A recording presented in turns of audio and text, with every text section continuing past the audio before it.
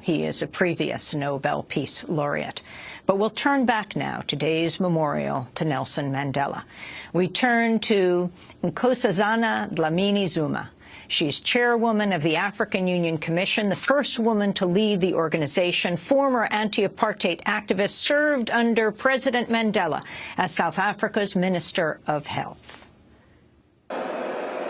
From north to south, from east, central and west, Africa is in mourning, together with the rest of the world, for the loss of its greatest. At the same time, they are celebrating the life of a gallant fighter, an ANC leader of the South African people as a whole, leader of the African people, and the rest of the world. We stand proud of you, Madiba, who represents the best Pan-African values of freedom, solidarity, service to the people, equality, sacrifice, and defense of the human dignity.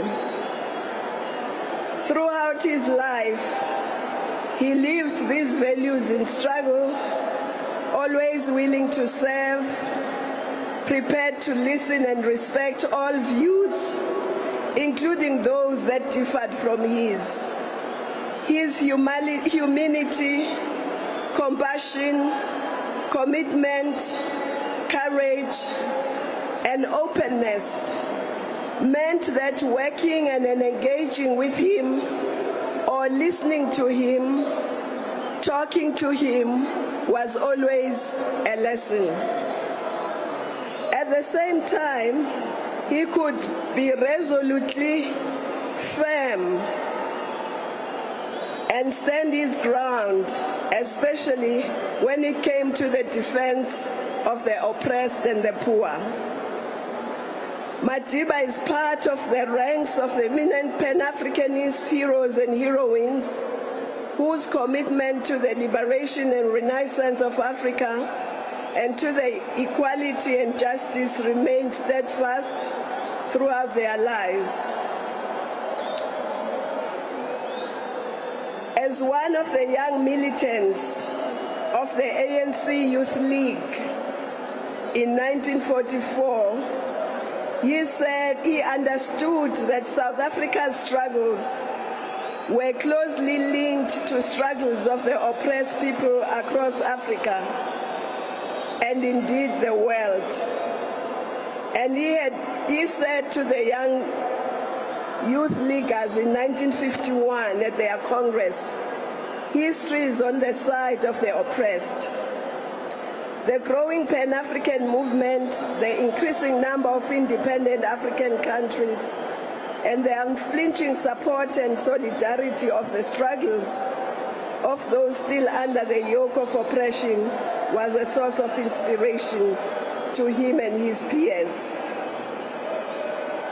It was this solidarity that Madiba counted on when he was sent by the ANC in 1962 to mobilize support for South Africa's turn to armed struggle. His campaign to mobilize support took him across the continent to Ethiopia, Egypt, Algeria, Tunisia, Guinea, Morocco, Mali, Sierra Leone, Liberia, Senegal, and many others. Wherever he went on our continent, doors were opened. He got military training and he got support for the struggle. Nkosazana Dlamini-Zuma, the first female chair of the African Union Commission, speaking today at the memorial for Nelson Mandela in... I'm Amy Goodman. Thanks so much for watching this report from Democracy Now!, your daily independent global grassroots news hour. We don't accept advertising or corporate funding, but rather rely on donations from viewers like you. Please make your contribution by visiting democracynow.org today. We need your support today to keep bringing you this hard-hitting, in-depth reporting.